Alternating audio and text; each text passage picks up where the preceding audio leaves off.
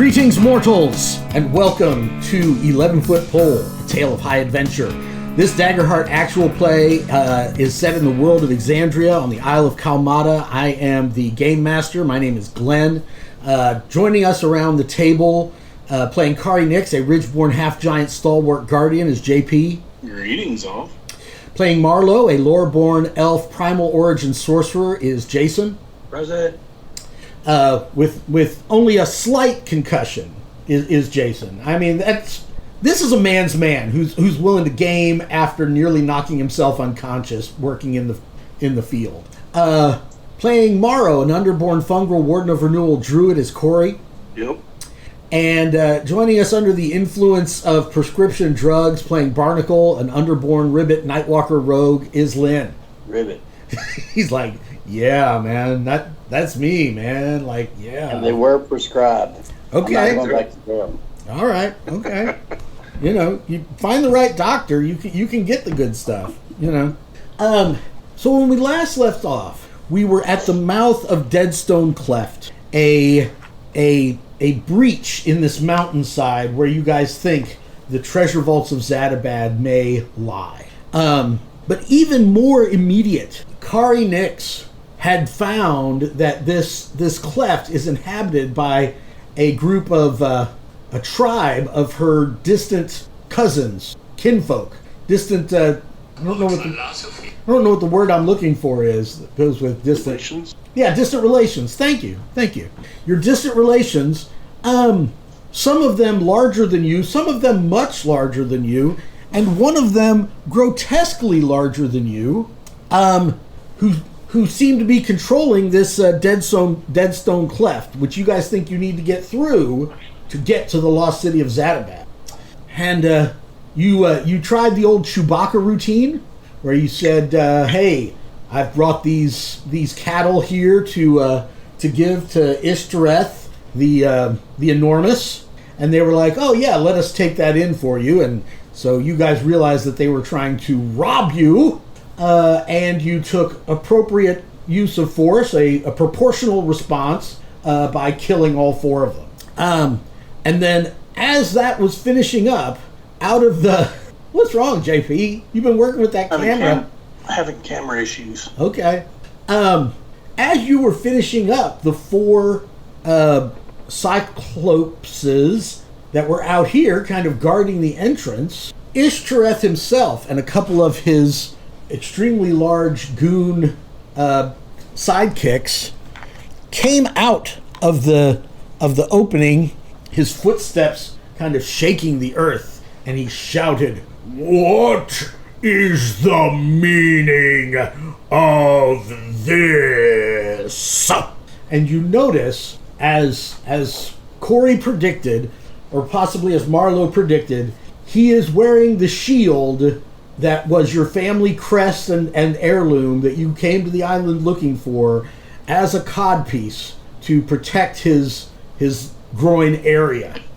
You see it there among the furs and uncured hides that make up his sort of loincloth arrangement that he has going on. But it smells great. That's what I was thinking. Somebody open a window. There's a, I think it was in one of the Wizards of the Coast giant-related adventures, or it might have been the Pathfinder one. But like, if you went through the hill giants' possessions and stuff looking for treasure, you could get like super lice, like the lice that had evolved to prey on hill giants, you know, and they're like as big as your thumb and they're crawling all over you and stuff. So that is a possible consequence of, you know, going through their stuff too much. But before the spotlight has a chance to come to you guys, Kari Nix is about to say something. You know, she kind of comes over to Barney and is about to whisper something in his ear. And she steps into another pool of quicksand. What? Yeah, it's unbelievable. Sonia Sophia steps in this pool of quicksand, and she is sucked under, just like, and she's gone again. I mean, it's everywhere. I It mean, was on Gilligan's Island. this it was on Johnny Quest. is a jungle island. Okay, this is where you're going to find it. So, who wants the spotlight in this moment? I know Jason was going to try to steal the spotlight. Oh, well, I would steal it, but I haven't. I did. It doesn't happen. It doesn't have to happen now. But if I can, I'd like to try to raise dead. What were those things that we killed? There were cyclopses that you killed. You killed. There were. Yes, you killed 4 cyclopean giants. Mm-hmm. Well, what he would do is, I have to read this exactly, but you would know more about their levels than that. So It says that I added an incantation, and all corpses within a near range rise as zombies or skeletons under your control.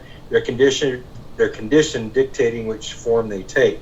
They maintain the shape, hit points, and level they had, and lose all of their abilities. They gain the attack stats and the attacks, stats, and abilities of skeletons or zombies. They act on my turn and then collapse to dust after a day.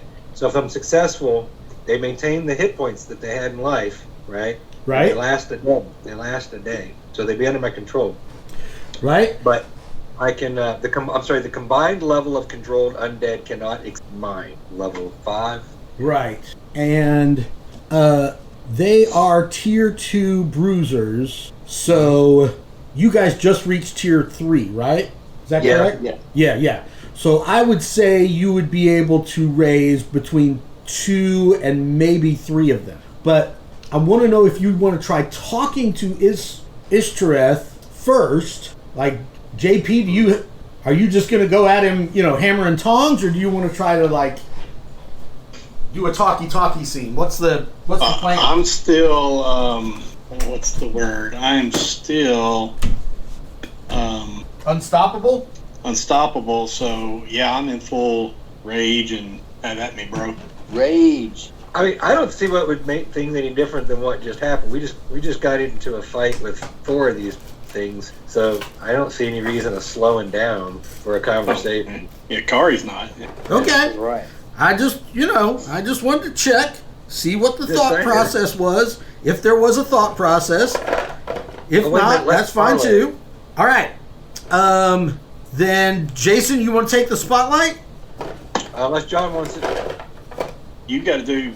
You before we left last time, you were about to raise those things, so you got the spotlight, I would say. Okay. So this means that it's through the rod of the sovereign servant. And let's see. So that means these 2 die. And Don't you have to spend to use raise dead? Don't you have to spend like 3 stress or 3 hope or something? It doesn't say that on the card, but I have to do something with the rod here. I've just set my glasses down. Shit. All right, here you go. It says to use the rod. Yeah. Okay. DC 16. It doesn't say I have to spend anything. Yes, it does. Oh yeah, yeah. Sorry, 3 stress. Yeah, and I have it available. Okay. I have to mark 3. Listen. So I gained an experience. Like all of us did, right? Sure. And the experience that I wrote down was exploit a vulnerability. So I've written this as that a close attention to detail may reveal an opponent's vulnerability that could potentially be exploited. Something that you would allow on this roll. I can't see how that would apply to a spellcasting roll to raise a dead. Fair enough. I mean, right?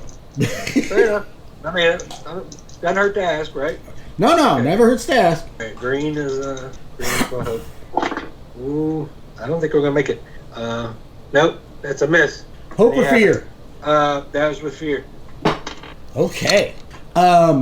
Well, in that case, I am going to yell something about kill the spellcaster. Of course you are. It was close. It was close though. I see Kari Nix in my way, and thinking she is but a child. I am going to unleash a. Let's see. I am going to try to use my club to both damage you and send you flying. Does a 15 hit your evasion? It does. You suffer 13 and 5 is 18 and 6 is 24. You suffer 24 physical damage, and because you're unstoppable, you can't be moved, right? You can't be... I can't be restrained or vulnerable. I think I'm going to say that prevents you from being thrown aside, too, in this case. Okay. Even though he is a big boy, but you saw him coming, you were ready for it. Do you actually mark a wound from that, or do you just shrug that off? No, I'm gonna mark. I'm gonna have to mark an armor. Okay. I will spend a fear to spotlight him again. So he tries to like golf tee you out of the way, right? He just runs towards you, and you can tell he's planning to run right by you, and he hits you, and you kind of take a step back and grunt and like come back at him, right, with your axe ready, and his spit out my tooth. Right, yeah. Spit out a tooth, spit out a goblet of blood, and his one eye does one of these numbers. He's like, so now he is going to, basically he does the thing with the. Lynn, are you watching your hand in the special effects? Lynn's like, wow, man. He does the thing where he like lowers his head and horn at you and kind of does the thing with his back hoof. He has hoofs instead of feet, hooves. And he does the thing where he kind of does this thing to like, get ready to charge like a bull does. And this is a charge up move. This telegraphs the next time I spotlight him, he's going to unleash some kind of boss level attack. And it may have something to do with charging in a straight line and devastating anybody in the way. And I'm going to send the spotlight back to you guys. I'll take it if no one wants it. I mean, this is your character moment, man. Yep. I'm going to mark a stress, gain advantage. It's attack. Okay. Yes, and I will roll if I can find the attack. Hey, there it is. 24 to hit. 24 hits. With hope. Okay. Hope.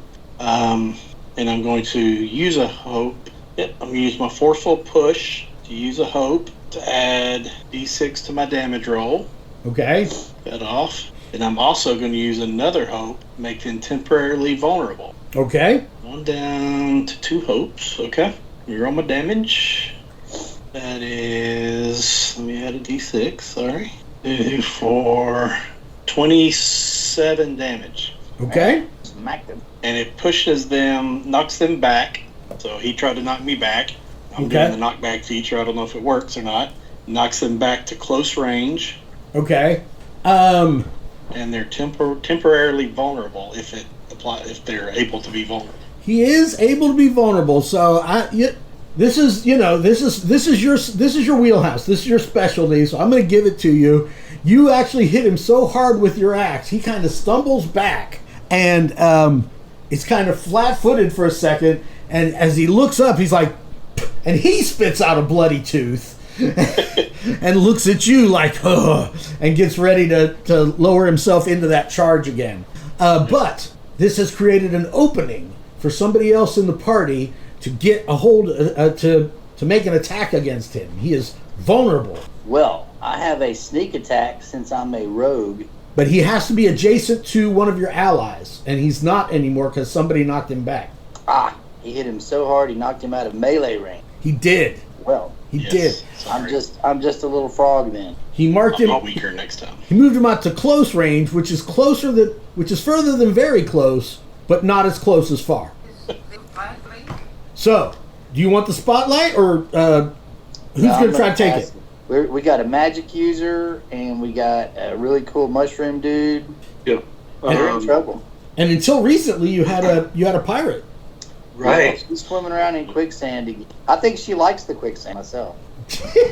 Apparently she's not traumatized by it at all. She wasn't even looking. Maybe we should talk about that. I mean, she keeps falling in quicksand. So, you fall in quicksand once. That's a mistake. Right? One time on you, 2 times it's on me. Two times it's like it's starting to be a pattern. I'm sorry. Yeah, Go ahead, Corey. that's right.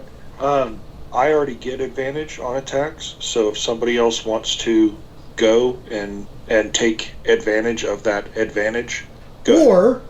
you could roll with double advantage and take the higher of the 2d6. Oh, Because okay. Double advantage. Double secret probation. Yes. Sure, I'll do that then.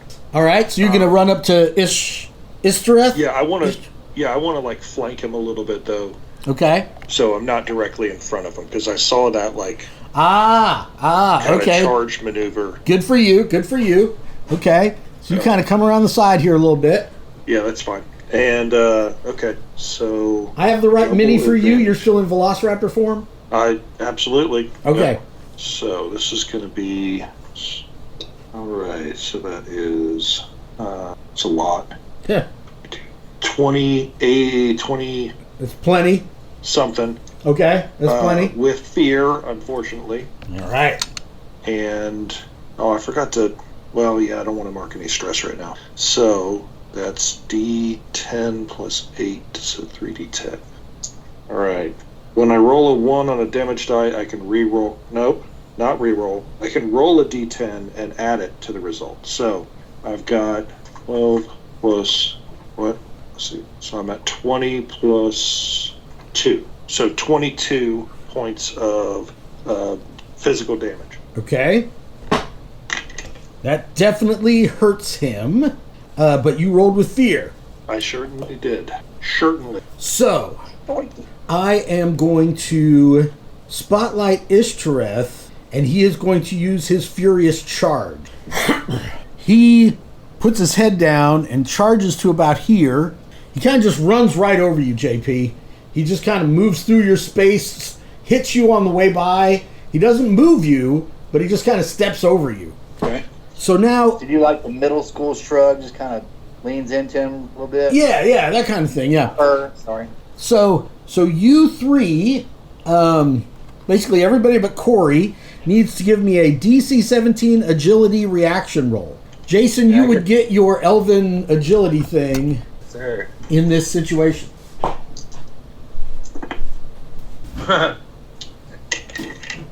Really? 24.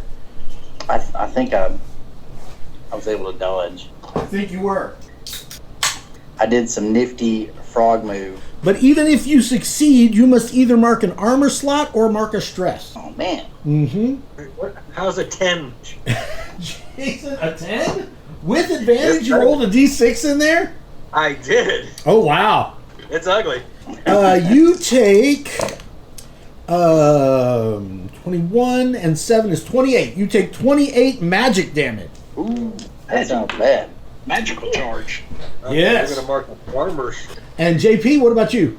Oh, well, he ran by me, but I'll give you one. You're in the area. You're in the line of effect. 23. Okay.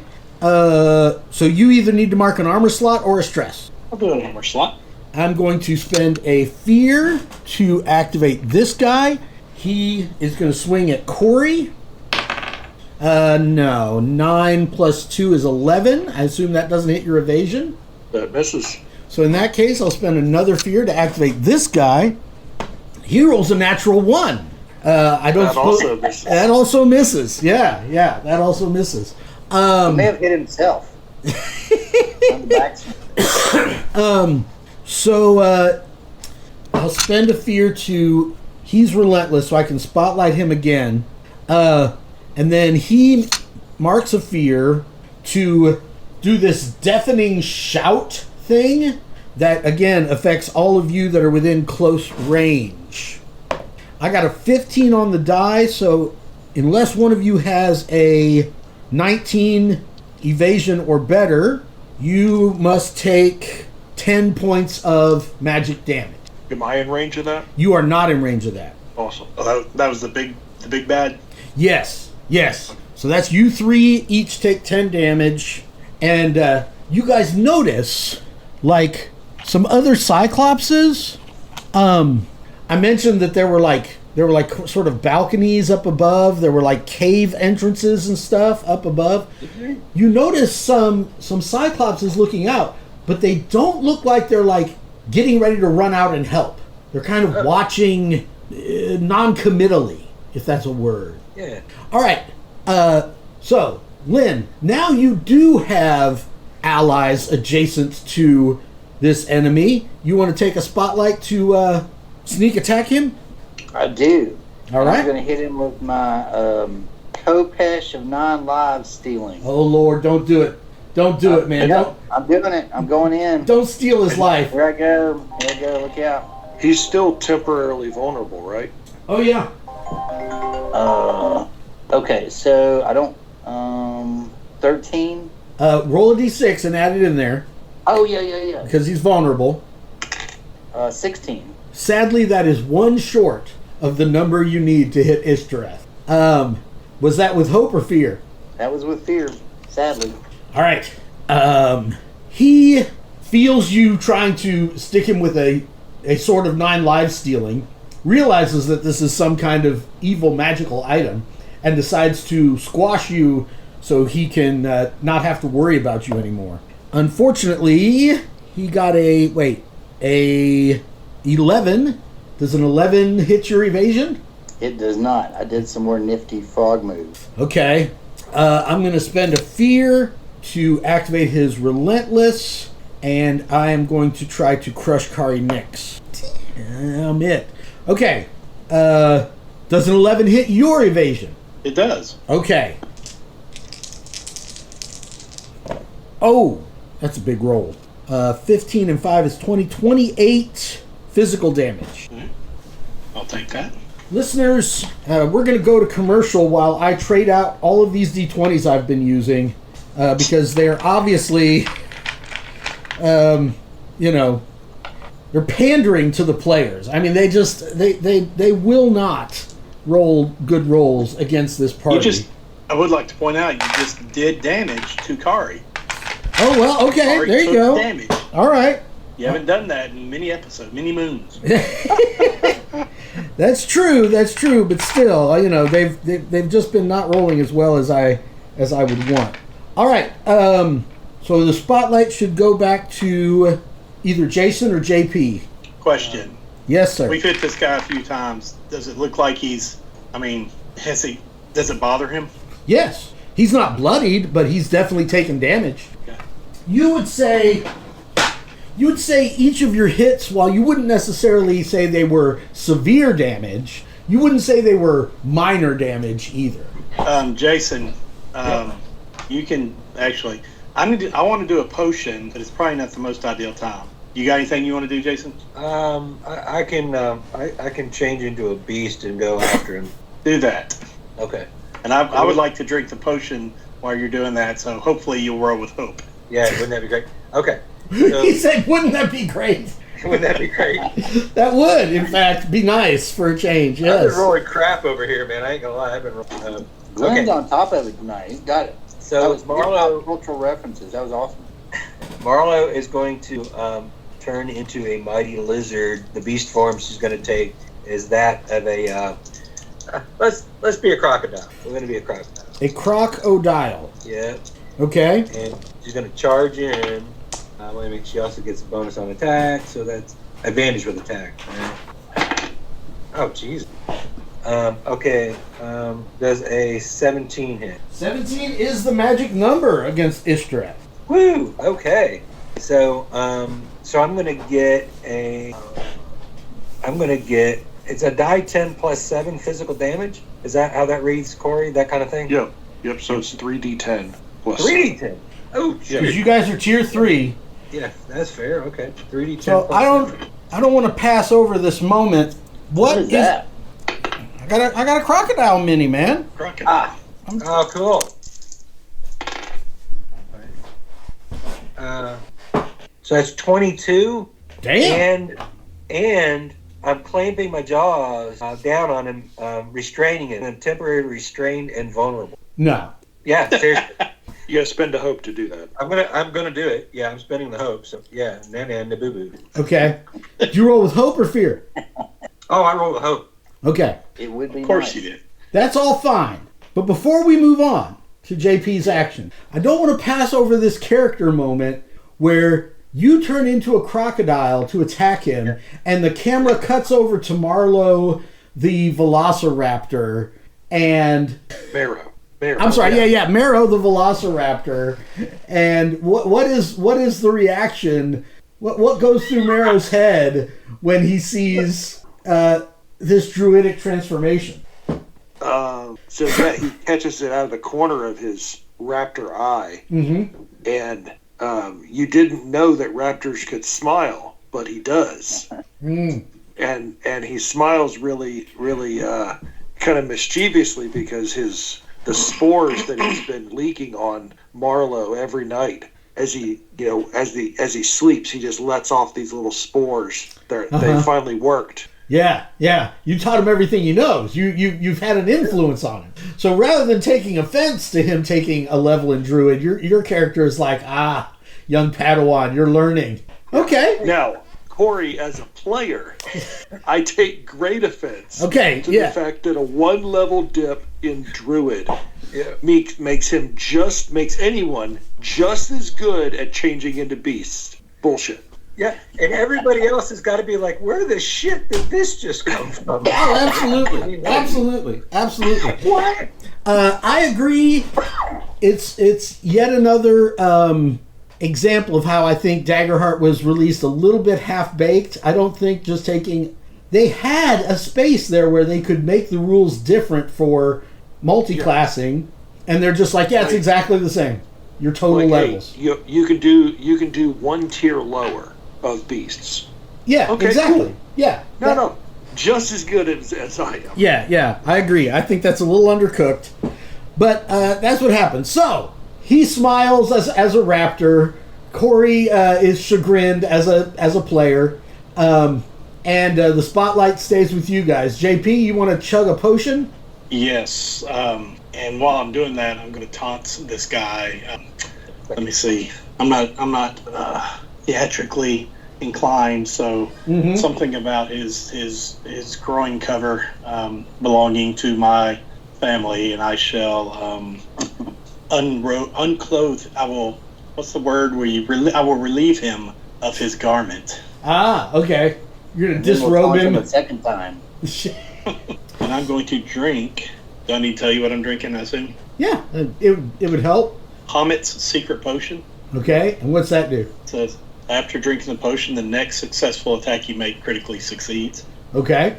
Oh, cool. That's a pretty... All right. That's my turn. No, drinking a potion is not your turn. That's an incidental action. Oh. This is Daggerheart, man. Drinking a potion has never been your turn. Can I dance a jig, or can I do something? What am I... Yeah, you could dance a jig, you can move, you can, You can attack him? You could attack? I'm going to attack me. Just saying. And I have advantage, because he's restrained, vulnerable. I don't know what the difference is, but... He's both? Yeah, I don't know what the difference is. Well, restrained wouldn't give you advantage, but vulnerable does. But technically, he's double vulnerable, so roll 2d6 and take the higher. My vulnerable would have gone off by now, because he usually goes off when they perform an action on their next turn or something like that. That's what I just read in the rules, or the forums. Well, the GM has to spend a spotlight yes. to get rid of it. So a temporary condition remains until the adversary uses a spotlight to get rid of it, or there's something else that would just cause it to automatically go away. Okay, that's fine. I'll allow it. That is a 26. With fear? With fear. All right. Let me do my damage.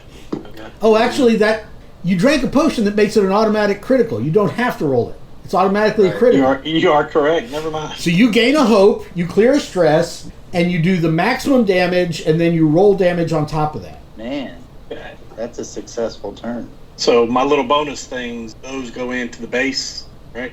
Yes. 4 on the unstoppable. So is 38 plus. I don't have my bonus a second. So 30, 40, 60.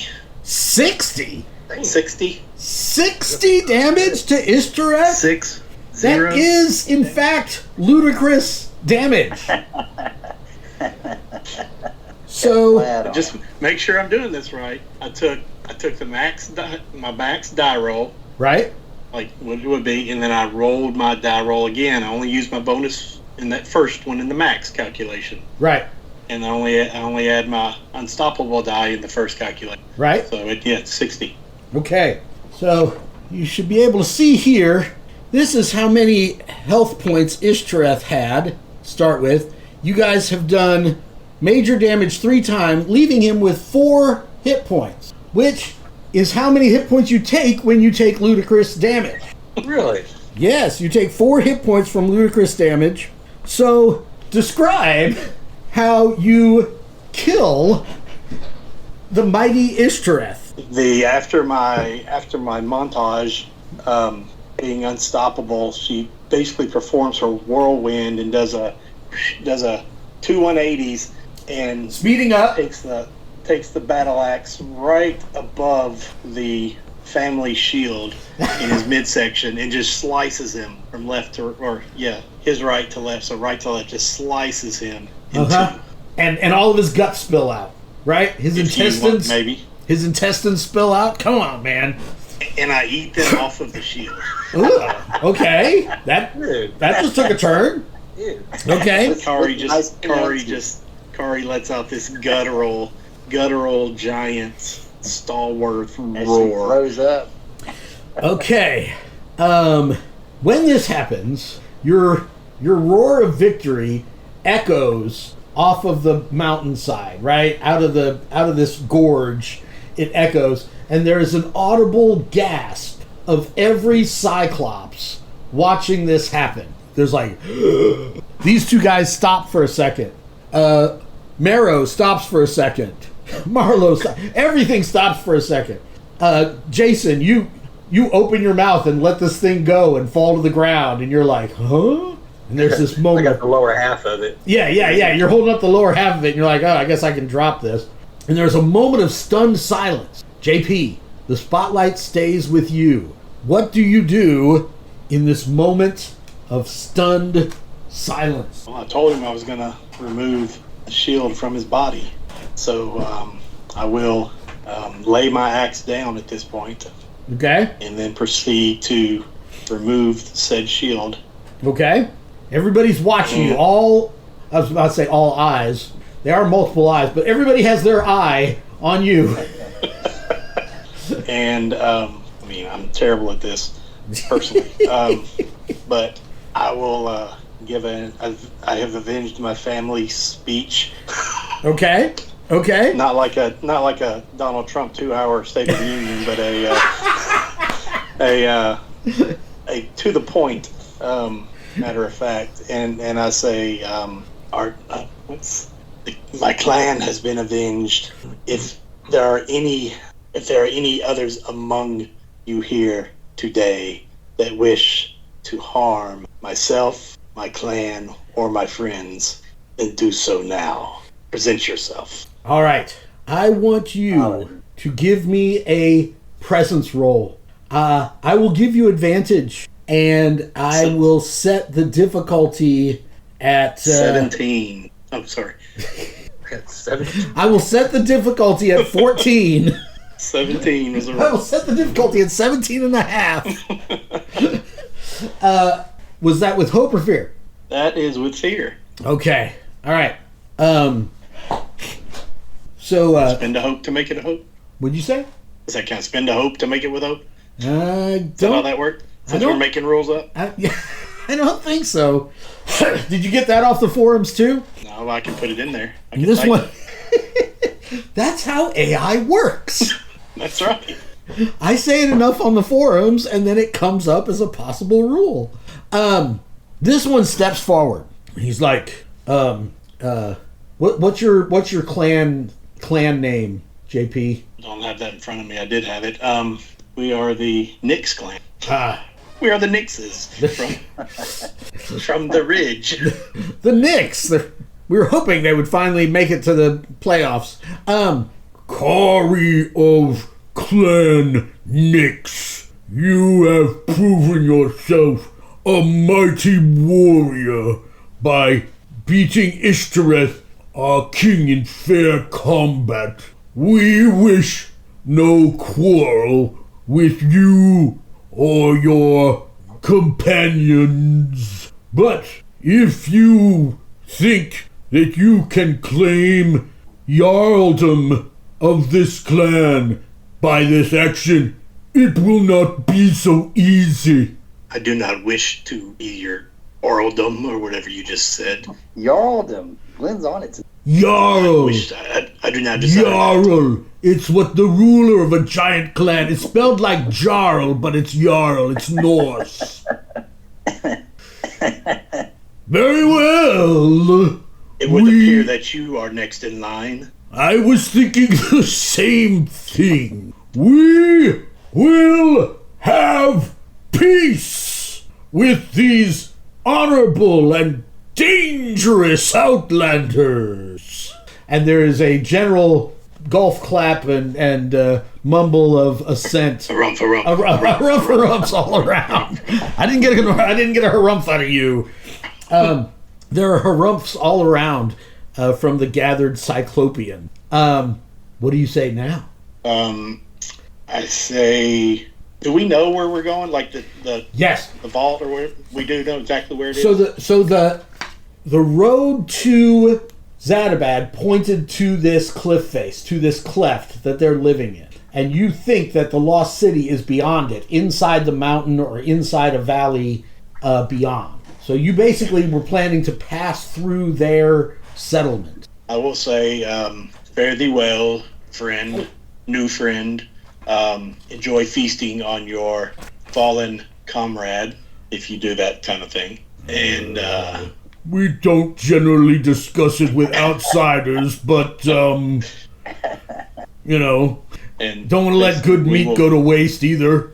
We will be moving along our way. So, would that be bad manners of Marlowe to try to sneak an arm or something from school? Well, you've got him in your grip right now. Just rip it off, and you don't digest it immediately. What's the etiquette here? I don't know. Yes, I'm saying, like, what are proper manners? Because I really was thinking about having a meal, because that would kind of... Yeah, so as we're getting ready to move off, you just chomp down, it goes into your throat like a crocodile alligator does or whatever. Do it. You just walk off. Okay. All right. Gonna get yourself a bite before you move on. Are you gonna stay in crocodile form for the time being? I am. Okay. All right. So a giant, a frog, a crocodile, and a raptor make their way right to a bar. Exactly. Next campaign at level 5, everybody's taking a 1-level dip into Druid. That's right. I don't want to play Daggerheart for the next campaign. I want to play Legends in the Mist. What happened to Gamma World? Yeah, I want to play Gamma World. Come on, man. It's like 2 weeks later. Yeah, it's Glenn. Yeah. I can show you our text thread. It's going to happen.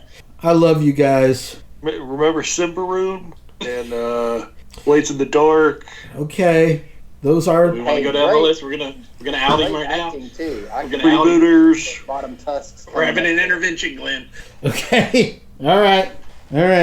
I did, I don't know if you noticed, Corey, I did say I'm going to go back and take your Kingmaker characters and transfer them over to Legends in the Mist characters. Yeah, that's fine. I don't really want to play Witcher. But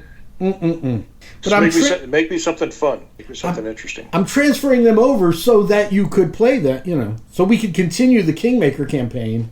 No, I don't really want it. Oh, okay. All right. I am going to share in Slack a pretty cool map. This map is a top-down view of the entire giant settlement. So you guys are heading into Deadstone Cleft. Cyclopses are watching you go by. They've got some... I think they enslaved some turtle people or something that are in there kind of working for them and stuff. And people are watching you go by, and there's hushed whispers, right? Because the people in the back don't know what's happened yet. So the rumors of what you've done kind of go ahead of you, and more Cyclopses are watching you go by. But Corey, where are we at on the map? You are sort of up where that first bridge between Area 9 and Area 5 goes overhead. You're like halfway along the that sort of stream. Okay. When Corey, you get this flash from her, and it's very distorted. It's not like in the dreams where she was communicating with you. It's like this distorted sort of vision of her face, and she's got this panicked sort of expression, and her voice has like this sharpness to it. And she's like, "Hurry, Marrow, you must hurry!" And it's kind of echoing and stuff, and then the contact is broken. And when your eyes open, like you've almost fallen over as a raptor, you're kind of trying to hold yourself up with your little hands, and get back to your feet, because of like the strength of that psychic impression. And the rest of you almost think you heard like a voice, like could hear the voice just a little bit, even though you didn't see the vision. So as you guys are walking along, Kratos, the new leader of the Cyclopses, is talking to you, and asks you, where you're going and all this stuff. Do you tell him that you're trying to get through to the lost city of Zadabad? Okay. That's why I was asking if we knew where we were going. I was going to tell him we were going that direction. Well, clan sister, I will show you the entrance to the city, but I'm not very keen on your chances of getting inside. A magic door blocks the entrance, to which no spell or power that we possess can bypass. So I will show you the magic door, but I warn you, you won't be able to make it through. You do not possess the same powers as we do. This is obviously true and right. But I warn you, even if you are able to reach the city and find the treasure you speak, you will not be able to leave the island with your discovery. Why is that? A terrible curse has thrown up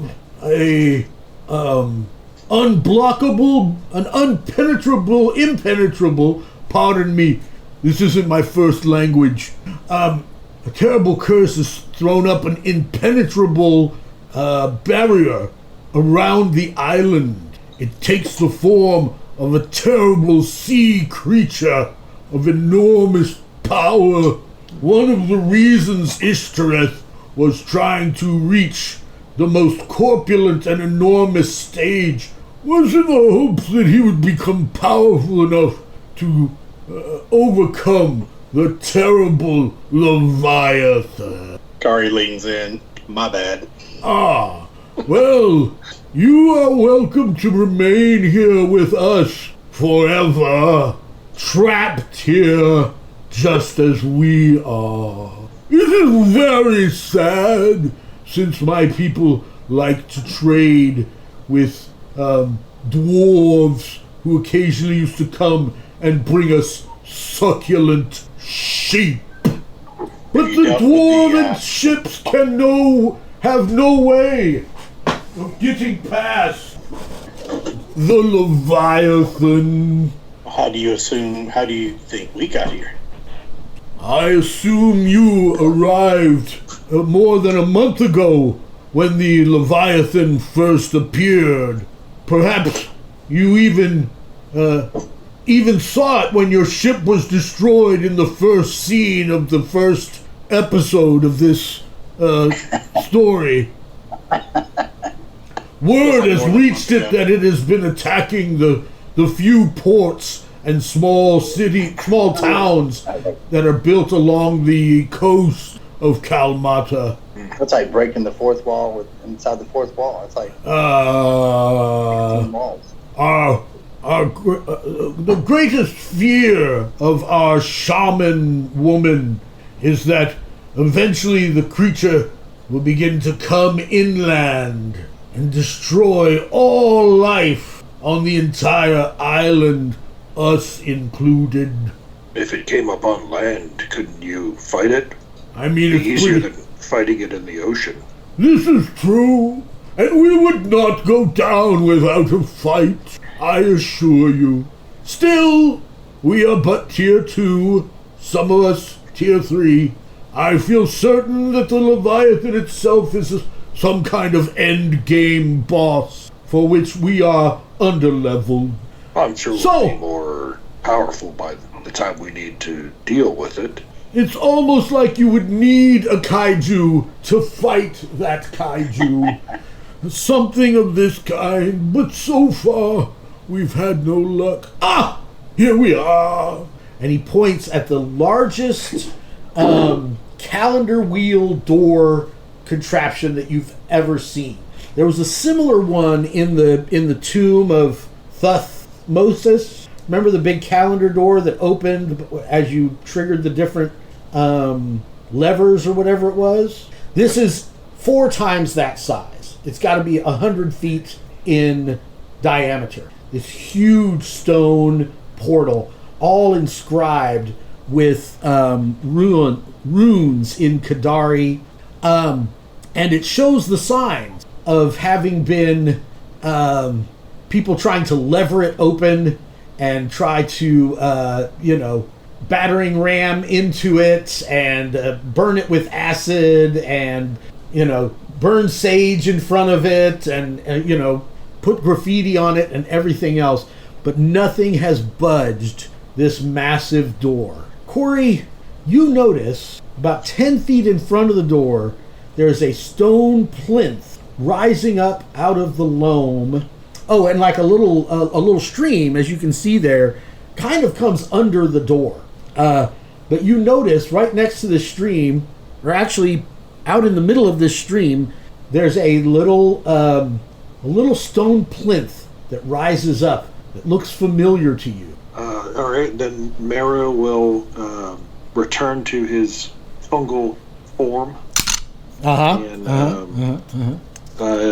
Using the rod of the crescent moon, we'll actually, before we do that, anybody need to rest before we open the door? I mean, Just a thought. I don't have to have it. Yeah, I don't have to if we're not fighting a big boss. And I do have my pick a lock advantage, if that helps at all. Are they magic though? They are magic, but he's got the rod of the crescent moon, which he is expecting to bypass this door with. Yeah. Anybody need a rest first? I could use one. Let's do it Yeah. then. Okay. We don't know what's on the other side of this. That's right. That is true. That is true. We'd like to take a short rest. What will happen when the players penetrate the magic doors and enter at last into the lost city of Zadabad? Join us next time to find out on 11 Foot Pole.